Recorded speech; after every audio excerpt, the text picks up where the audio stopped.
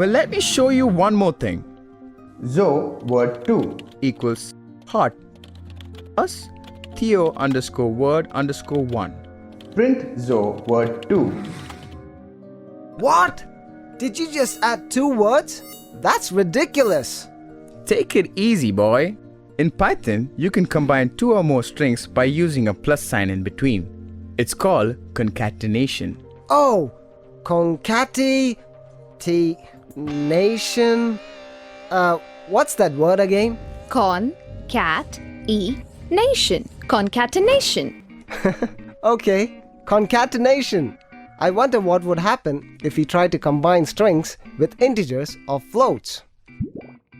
Oh, how'd you miss that?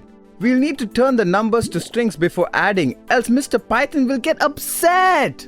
How did I miss that? I can use the string function to turn them into strings.